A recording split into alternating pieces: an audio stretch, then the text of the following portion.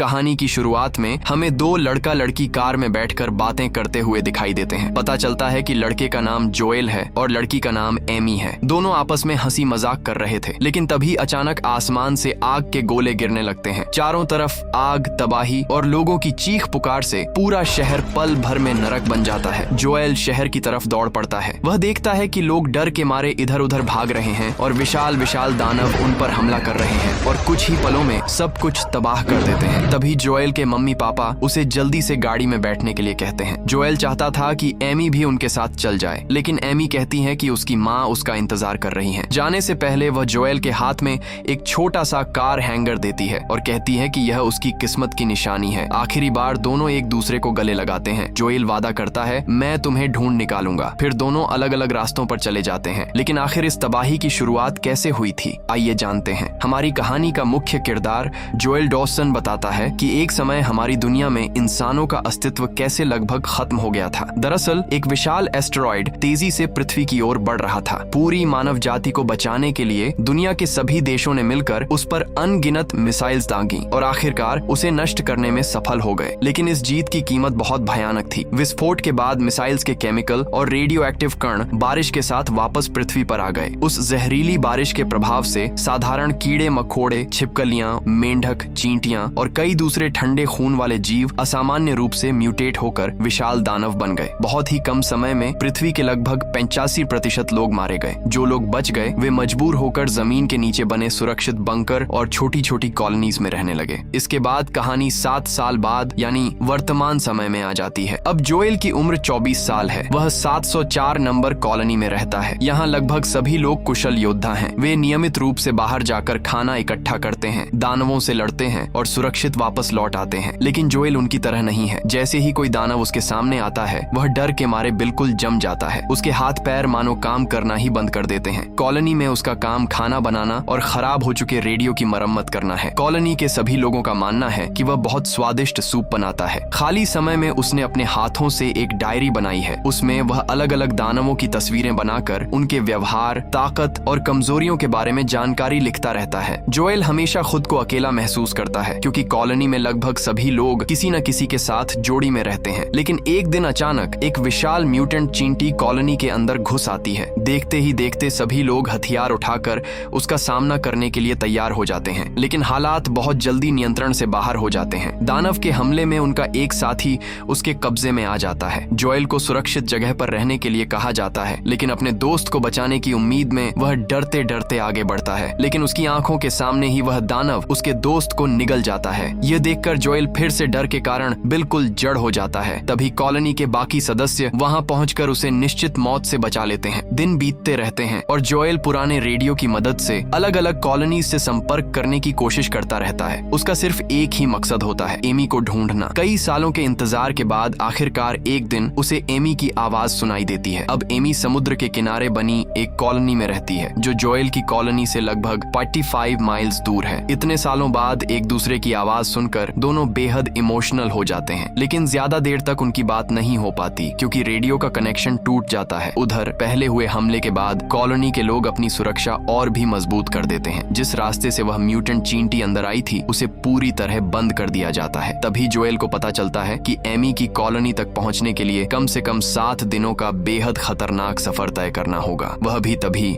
जब कोई अनुभवी योद्धा हो, उसके पास पर्याप्त हथियार हो और उसकी किस्मत भी अच्छी हो। आम इंसान तो आमतौर पर 50 माइल से ज्यादा दूर तक जिंदा नहीं रह पाते। जोएल को देखकर सभी समझ जाते हैं कि उसने सचमुच वहां जाने का फैसला कर लिया है। वह शांत आवाज में कहता है, मैं जानता हूं कि तुम सब मुझसे बहुत प्यार करते हो, लेकिन इस दुनिया में एक ऐसी इंसान है जिसके साथ मैंने अपनी जिंदगी की सबसे बड़ी खुशी महसूस की थी। वह अब मुझसे सिर्फ 45 माइल्स दूर है। मैं उसी के पास जाऊंगा। इसके बाद वह अपना बैग तैयार करता है। कुछ सूखा खाना, जरूरी सामान, एक रेडियो और सफर के लिए जरूरी दूसरी चीजें लेकर वह पूरी तरह तैयार हो जाता है। कॉलोनी के सभी लोग उसे रोकने की कोशिश करते हैं, लेकिन वह अपने फैसले से पीछे नहीं हटता। आखिर में उसके साथी उसे एक मैप देते हैं और चेतावनी देते हुए कहते हैं, लड़ने की कोशिश मत करना। तुम तेज दौड़ सकते हो, इसलिए खतरा दिखते ही छिप जाना और मौका मिलते ही भाग जाना। आखिरकार विदाई का समय आ जाता है। विशाल लोहे का दरवाजा धीरे धीरे खुलता है और पूरे 7 साल बाद जोएल पहली बार बाहर की दुनिया की रोशनी देखता है। उसके सामने फैला हुआ है एक शांत लेकिन खतरनाक जंगल, अनजान खतरे और मौत से भरा एक लंबा रास्ता। गहरी गहरी सांस लेकर वह हाथ में मैप पकड़ता है और अपनी जिंदगी के सबसे खतरनाक सफर की शुरुआत करता है। दुनिया अब इंसानों के लिए सुरक्षित नहीं रही। जो शहर कभी लोगों की भीड़ से भरे रहते थे, आज वे विशाल पेड़ों और घने जंगलों के पीछे पूरी तरह गायब हो चुके हैं। चारों ओर ऐसा सन्नाटा पसरा है मानो सभ्यता की आखिरी निशानी भी बहुत पहले मिट चुकी हो। जोएल सावधानी से अपने रास्ते पर आगे बढ़ता रहता है। काफी दूर चलने के बाद वह एक सुनसान पड़े घर के सामने पहुंचता है। वह खाने की तलाश में घर के अंदर जाकर एक फ्रिज खोलता है, लेकिन अचानक उसके अंदर से अनगिनत कीड़ों की डरावनी आवाजें सुनाई देने लगती हैं। जोएल तुरंत वहां से भाग निकलता है। बाहर आते ही उसे पास के पानी से कुछ अजीब सी आवाज सुनाई देती है। वह कुछ समझ पाता उससे पहले ही पानी के नीचे से दो चमकती हुई आंखें उसकी ओर घूरने लगती हैं। अगले ही पल एक विशालकाय मेंढक पानी से छलांग लगाकर उस पर हमला कर देता है। वह अपनी लंबी और ताकतवर जीभ से जोएल को अपनी ओर खींचने लगता है। तभी न जाने कहां से एक बहादुर कुत्ता दौड़कर आता है और मेंढक के चंगुल से जोएल को बचा लेता है। उसी कुत्ते की वजह से जोएल आखिरी पल में मौत के मुंह से बच जाता है। इसके बाद दोनों वहां से भाग निकलते हैं। कुछ दूर जाने पर कुत्ता जोएल को एक पुरानी वैन के पास ले जाता है। साफ पता चल रहा था कि कभी यही उसके मालिक का ठिकाना था, लेकिन अब वह इंसान इस दुनिया में नहीं रहा। अब यह कुत्ता अकेले ही इस खतरनाक दुनिया में जिंदा है। उस कुत्ते का नाम बॉय था। वैन में रहते रहते जोएल और बॉय के बीच अच्छी दोस्ती हो जाती है। सुरक्षित ठिकाना न मिलने की वजह से जोएल भी उसी रात वैन के अंदर ही गुजारता है। सुबह होते ही वह अपनी डायरी में उस नए दानव की तस्वीर बनाता है और उसकी विशेषताएं लिख लेता है। इसके बाद वह फिर से अपनी यात्रा शुरू करता है। हैरानी की बात यह थी कि कुत्ता भी उसे छोड़कर जाना नहीं चाहता था। वह वैन से अपने पुराने मालिक की एक टी शर्ट लाकर जोएल के सामने रख देता है। जोएल समझ जाता है कि कुत्ता चाहता है कि वह यह टी शर्ट अपने साथ रखे, इसलिए वह उसे अपने बैग में रख लेता है और बॉय को भी अपना साथी बना लेता है। अब चारों तरफ सिर्फ तबाही और दानवों का आतंक था। समय के साथ बॉय सिर्फ उसका साथी ही नहीं बल्कि उसका सबसे वफादार दोस्त भी बन जाता है। कुछ देर बाद वे दोनों एक बेरी के पेड़ के पास पहुंचते हैं। भूखा जोएल जैसे ही उसके फल तोड़ने जाता है, बॉय उसे रोक देता है। बाद में उसे पता चलता है कि वे फल जहरीले थे, इसलिए वह इस जानकारी को भी अपनी डायरी में चित्र बनाकर लिख लेता है। थोड़ी दूर आगे बढ़ते ही अचानक जमीन धंस जाती है और जोएल एक गहरे गड्ढे में गिर जाता है। बाहर निकलने की कोशिश करते ही एक विशाल कीड़ा उस पर हमला कर देता है। अपनी जान बचाने के लिए वह पास पड़ी एक हड्डी उठा लेता है। तभी ऊपर से कोई एक रस्सी नीचे फेंकता है। उसी समय दिखाई देता है कि गड्ढे के अंदर से कई और विशालकाय कीड़े बाहर निकल रहे हैं। तभी एक आदमी उसे जल्दी से ऊपर खींच लेता है। इसके तुरंत बाद एक छोटी लड़की गड्ढे के अंदर एक हैंड ग्रेनेड फेंक देती है, जिससे सारे दानवीय कीड़े खत्म हो जाते हैं। अगर आपने अभी तक चैनल को सब्सक्राइब नहीं किया है तो अभी कर दीजिए, और अगर वीडियो पसंद आए तो एक लाइक भी जरूर कर दीजिए। आगे भी ऐसे ही और भी ज्यादा इंटरेस्टिंग वीडियो आने वाले हैं, इसलिए हमारे साथ जुड़े रहिए। जान बचने के बाद जोएल की उनसे पहचान होती है। उस आदमी का नाम क्लाइव और छोटी लड़की का नाम मिनो था। तभी वे झाड़ियों में हलचल देखकर गोली चलाने ही वाले थे कि जोएल उन्हें बताता है कि वह अकेला नहीं है, उसके साथ उसका कुत्ता भी है। इसके बाद क्लाइव उससे पूछता है कि वह किस कॉलोनी से आया है और अकेला क्यों घूम रहा है। जोएल बताता है कि वह अपने एक बेहद महत्वपूर्ण मकसद को पूरा करने के लिए इस खतरनाक सफर पर निकला है। मजाक में क्लाइव उससे पूछता है कि कहीं वह खाना चुरा कर तो नहीं भागा, लेकिन जोएल तुरंत इस बात से इनकार कर देता है। अचानक चारों ओर खतरे का एहसास होते ही वे लोग तुरंत उस जगह से आगे बढ़ जाते हैं। हालांकि उनकी मंजिल अलग अलग थी, फिर भी कुछ समय तक जोएल उन्हीं के साथ सफर करता है। एक पहाड़ी की चोटी पर पहुंचकर क्लाइव आसपास मौजूद दानवों की गतिविधियों पर नजर रखने लगता है। वहीं जोएल को पता चलता है कि मिनो क्लाइव की असली बेटी नहीं है। मिनो जोएल को तीर चलाने की प्रैक्टिस कराती है। शुरुआत में उसका निशाना बिल्कुल सही नहीं लगता, लेकिन जब मिनो उसे अच्छी तरह समझाती है तो वह धीरे धीरे सीख जाता है। कुछ देर बाद क्लाइव बताता है कि एक दानव पहले ही जोएल की गंध सूंघकर उनकी तरफ बढ़ रहा है। घबराकर जोएल नीचे देखता है तो सचमुच एक भयानक जीव धीरे धीरे पहाड़ पर चढ़ता हुआ दिखाई देता है, लेकिन क्लाइव बिल्कुल शांत रहता है। वह कहता है कि यह जीव बहुत तेज नहीं है, इसलिए डरने की कोई जरूरत नहीं। रास्ते में चलते हुए क्लाइव बताता है कि वे स्नो माउंटेन की तरफ जा रहे हैं। वहां अब भी बहुत से लोग सुरक्षित रहते हैं। ज्यादा ठंड और कठिन माहौल की वजह से ज्यादातर दानव उस जगह तक पहुंच ही नहीं पाते। मिनो जोएल से उनके साथ चलने की विनती करती है, लेकिन जोएल कहता है कि उसे हर हाल में समुद्र किनारे वाली कॉलोनी पहुंचना है, क्योंकि वहां उसकी सबसे प्यारी इंसान एमी उसका इंतजार कर रही है। तभी अचानक क्लाइव जोएल से अपनी टी शर्ट उतारने के लिए कहता है, क्योंकि उसके ठीक पीछे एक दानवीय घोंघा मौजूद था। क्लाइव उसकी टी शर्ट उतारकर उस घोंघे के ऊपर फंसा देता है और कहता है कि अब यह दानव पूरे इलाके में जोएल की गंध फैला देगा, जिससे शिकारी दानव असली रास्ता नहीं ढूंढ पाएंगे। इसके बाद शुरू होती है जोएल की जिंदगी की सबसे कीमती सीख। क्लाइव और मिनो उसे बताते हैं कि किन दानवों से दूर रहना चाहिए, किसकी कमजोरी क्या है, कौन सा जीव जहरीला है और किस पर दूर से हमला करना ज्यादा सुरक्षित होता है। साथ ही वे उसे धनुष बाण चलाना भी सिखाते हैं, क्योंकि बंदूक की आवाज दूर मौजूद और भी खतरनाक दानवों आत्माओं को अपनी ओर आकर्षित कर सकती है। जोएल हर जरूरी जानकारी अपनी डायरी में लिखता जाता है। अगली सुबह विदा लेने का समय आ जाता है। क्लाइव और मिनो स्नो माउंटेन की ओर निकलते हैं, जबकि जोएल समुद्र किनारे वाली कॉलोनी की तरफ अपने सफर पर आगे बढ़ता है। आखिरी बार क्लाइव उसे अपना फैसला बदलने का मौका देता है, लेकिन जोएल अपने मकसद से पीछे नहीं हटता। भावुक होकर मिनो उससे पूछती है कि इतनी जानलेवा यात्रा करने की जरूरत ही क्या है। इस पर जोएल मुस्कुराकर जवाब देता है, जिसके पास मैं जा रहा हूँ वही मेरी जिंदगी का सबसे कीमती इंसान है। विदाई की याद के रूप में जोएल मिनो को एक लिपस्टिक उपहार में देता है, जिसे वह उसी पुरानी वैन से लाया था। ये छोटा सा तोहफा मिनो के चेहरे पर लंबे समय बाद मुस्कान ले आता है। दूसरी ओर क्लाइव उसे एक हैंड ग्रेनेड देते हुए कहता है, सबसे मुश्किल वक्त में भी अपनी इंस्टिंक्ट पर भरोसा करना और कभी भी डर कर पीछे मत हटना। आखिरकार उनसे विदा लेकर जोएल एक बार फिर अकेले अपनी मंजिल की ओर निकल पड़ता है। भयानक जंगल के अंदर से जोएल और उसका कुत्ता चलते रहते हैं। चारों तरफ इतनी खामोशी थी कि ऐसा लगता था जैसे किसी भी पल मौत उनके सामने आकर खड़ी हो जाएगी। तभी अचानक कुत्ता अजीब तरह से बेचैन हो जाता है और जाकर एक जगह छिप जाता है। जोएल हैरान होकर पूछता है, क्या हुआ? क्या तुमने कुछ देखा है? अगले ही पल पूरी जमीन जोर से कांपने लगती है। जमीन के नीचे से विशाल टेंटैकल बाहर निकलते हैं और कुछ ही सेकंड में एक भयानक भूमिगत दानव उनके सामने आ जाता है। जोएल तुरंत अपना क्रॉसबो उठा लेता है, लेकिन डर के मारे उसके हाथ कांपने लगते हैं। दानव जोरदार हमला करके उसे बहुत दूर फेंक देता है। अब दानव की नजर छिपे हुए कुत्ते पर पड़ती है। उसी समय जोएल को 7 साल पुरानी व डरावनी याद वापस आ जाती है। दुनिया तबाही के कगार पर थी और चारों तरफ अफरा तफरी मची हुई थी। उसके माता पिता कार के अंदर फंसे हुए थे और आखिरी पल में उन्होंने अपने बेटे से अपनी जान बचाकर भाग जाने को कहा था। वही बेबस याद इतने सालों तक उसकी सबसे बड़ी कमजोरी बनी रही, लेकिन इस बार वह भागता नहीं है। इस बार वह दानव पर हमला कर देता है। पहला तीर दानव के शरीर में लगता है, लेकिन उसका कोई खास असर नहीं होता। उल्टा वह और भी ज्यादा हिंसक हो जाता है। तभी मौका देखकर जोएल दूसरा वार सीधे उसके सिर पर करता है। जोरदार चोट लगते ही दानव जमीन पर गिर पड़ता है और कुत्ता निश्चित मौत से बच जाता है। यही लड़ाई जोएल की जिंदगी का पहला सफल मॉन्स्टर हंट बन जाती है। कुछ देर बाद तेज बारिश शुरू हो जाती है, इसलिए दोनों एक सुनसान पड़े घर में जाकर शरण लेते हैं। वहाँ उनकी मुलाकात एक अजीब रोबोट से होती है। उसकी बैटरी में सिर्फ 51 मिनट की पावर बची थी। वह बताता है कि कई साल पहले एक जीव के हमले में क्षतिग्रस्त होने के बाद उसने खुद को इसी घर में बंद कर लिया था। उसे उम्मीद थी कि एक दिन कोई न कोई उसे ढूंढने जरूर आएगा। जोएल अपनी पूरी जिंदगी की कहानी रोबोट को बता देता है। फिर रोबोट की अनुमति लेकर उसके पावर सोर्स की मदद से अपना रेडियो चालू करता है और एमी से संपर्क करने की कोशिश करता है। कुछ ही देर में संपर्क हो जाता है। इतने लंबे समय बाद एक दूसरे की आवाज सुनकर दोनों भावुक हो जाते हैं, लेकिन बातचीत के बीच में ही अचानक रेडियो का संपर्क टूट जाता है। विदा लेने से पहले रोबोट अपने परिवार की एक पुरानी तस्वीर निकालकर उन्हें दिखाता है। अगली सुबह जोएल और उसका कुत्ता फिर से अपनी यात्रा शुरू करते हैं, लेकिन इस इलाके में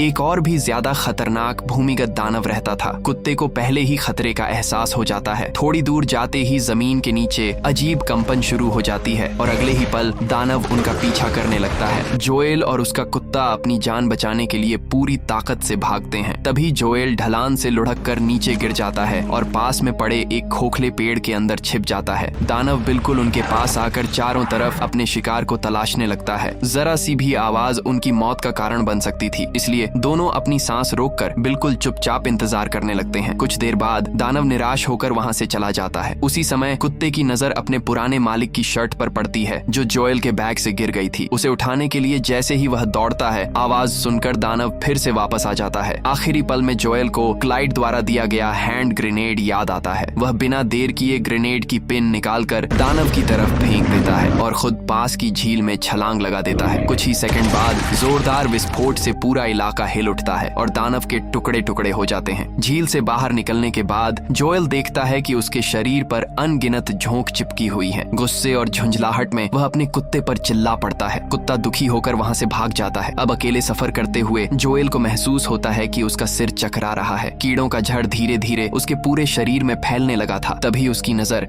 एक खास औषधीय पौधे पर पड़ती है। बिना कोई झिझक किए वह उसकी पत्तियां उखा लेता है। कुछ ही समय बाद जहर का असर कम होने लगता है। इसके बाद धुंधली आंखों से वह देखता है कि उसके सामने एमी खड़ी है। दृश्य बदलते ही हम देखते हैं कि आखिरकार जोएल एमी की कॉलोनी तक पहुंच जाता है। 7 साल बाद अपने सबसे प्रिय इंसान को सामने देखकर जोएल अपनी भावनाओं पर काबू नहीं रख पाता। एमी उसे बताती है कि उनके पास एक बड़ा यॉट है और उस यॉट का कैप्टन उन्हें एक सुरक्षित जगह पर ले जाएगा। इसके बाद एमी जोएल जोएल से आराम करने के लिए कहती है और वहाँ से चली जाती है। कुछ देर बाद जोएल बाहर निकलता है, तब एमी उसे पूरी जगह घुमाकर दिखाती है। समुद्र के बीच लंगर डाले विशाल यॉट, उसके आसपास व्यस्त लोग और नई जिंदगी की उम्मीद। ये सब देखकर जोएल को लगता है कि शायद इतने दिनों की तकलीफ अब सच में खत्म होने वाली है। वहीं उसकी मुलाकात डाना, रॉक और यॉट के नेता कैप से होती है। कैप मुस्कुराकर कहता है, इतने सारे खतरों को पार करके यहाँ तक पहुँचना आसान नहीं था। तुम सच में बहुत खुशनसीब हो। आज रात हम एक छोटी सी पार्टी रखेंगे, तुम्हें जरूर आना होगा। रात गहरी होने पर जोएल एमी से अकेले में बात करना चाहता है, लेकिन एमी की बातें सुनकर उसका दिल टूट जाता है। वह बताती है कि इन 7 सालों में दुनिया की तरह उनकी जिंदगी भी पूरी तरह बदल चुकी है। वह आज भी जोएल को अपना मानती है, लेकिन पहले जैसा रिश्ता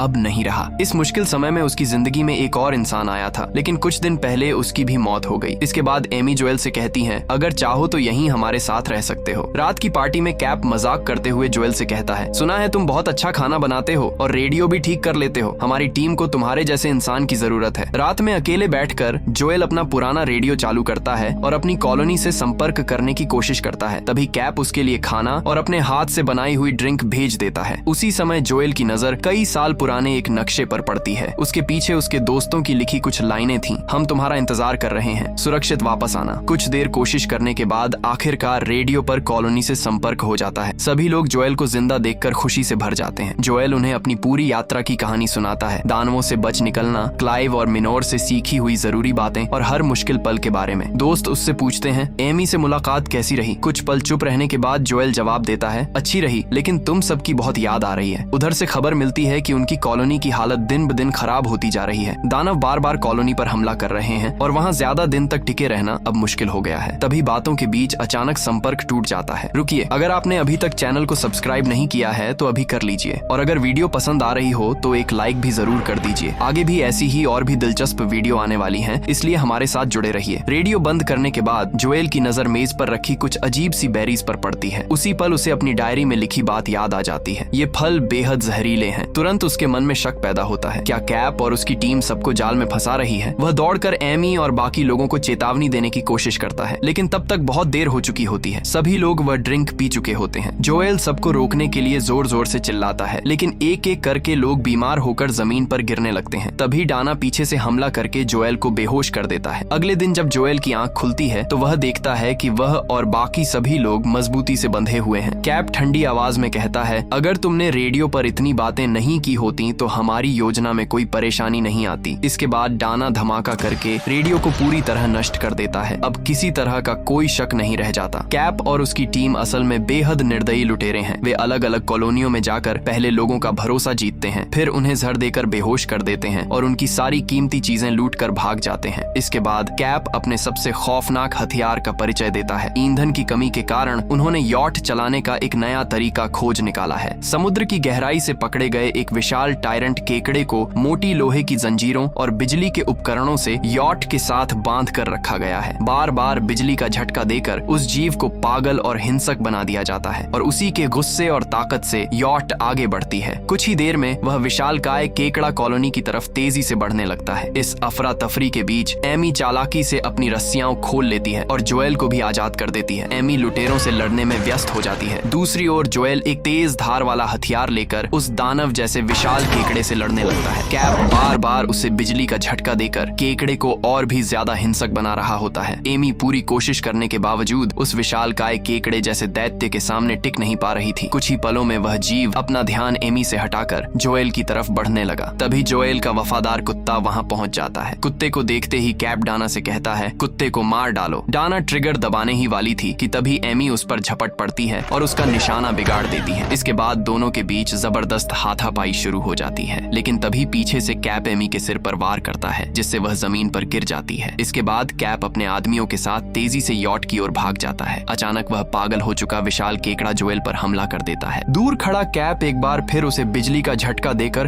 काबू में करने की कोशिश करता है, लेकिन इससे वह जीव और भी ज्यादा गुस्से में आ जाता है। एमी जोएल की तरफ एक बंदूक फेंक देती है। हथियार हाथ में होने के बावजूद जोएल गोली नहीं चलाता, क्योंकि इतनी नजदीक से उसे उस जीव की आंखों में सिर्फ दर्द और बेबसी दिखाई देती है। तभी उसे एहसास होता है कि यह दैत्य जन्म से हिंसक नहीं था, बल्कि इंसानों की बेरहम यातनाओं ने उसे ऐसा बना दिया है। इसीलिए उसे मारने के बजाय जोएल उसकी गर्दन में बंधी ही भारी लोहे की जंजीर काट देता है। कैप आखिरी बार उसे बिजली का झटका देकर काबू में करने की कोशिश करता है, लेकिन इस बार उसका कोई असर नहीं होता। आजाद होने के बाद वह विशाल केकड़ा सबको चौंका देता है। वह जोएल को सुरक्षित छोड़ देता है और धीरे धीरे समुद्र की ओर बढ़ने लगता है, लेकिन जाने से पहले वह उन लोगों को सजा देने में एक पल भी नहीं लगाता जिन्होंने सालों तक उस पर अत्याचार किए थे। अपनी जबरदस्त ताकत से वह यॉट पर हमला कर देता है और एक एक करके सभी लुटेरों को बेरहमी से मार डालता है। दूसरी ओर एमी पहले की तरह घायल और बुजुर्ग लोगों की सेवा में खुद को व्यस्त रखती है। वहीं जोएल समझ जाता है कि अब उसे अपनी कॉलोनी लौट जाना चाहिए। वह एमी से कहता है कि उसे अपने दोस्तों के पास वापस जाना होगा, क्योंकि उसे नहीं पता कि वे कैसे हैं। जोएल यह भी बताता है कि उसके दोस्तों को पहाड़ों में एक सुरक्षित जगह मिली है जहां दैत्यों की मौजूदगी काफी कम है। विदा लेते समय एमी उसे कसकर गले लगाती है और कहती है, तुम यहाँ आए, यही मेरे लिए सबसे बड़ी खुशी है। जोएल हल्की मुस्कान के साथ जवाब देता है, मैं उस दिन का इंतजार करूंगा। इसके बाद वह अपने वफादार कुत्ते के साथ फिर से एक लंबे सफर पर निकल पड़ता है। आखिरकार जोएल अपनी कॉलोनी पहुंचता है। वहां पहुंचकर वह देखता है कि दैत्यों के हमले में कॉलोनी को काफी नुकसान पहुंचा है। फिर भी जैसे ही वह अंदर जाता है, उसे जिंदा देखकर सभी खुशी से झूम उठते हैं। लंबे समय बाद अपने सभी दोस्तों को जिंदा देखकर जोएल भी बेहद खुश हो जाता है। इसी के साथ इस कहानी का अंत हो जाता है।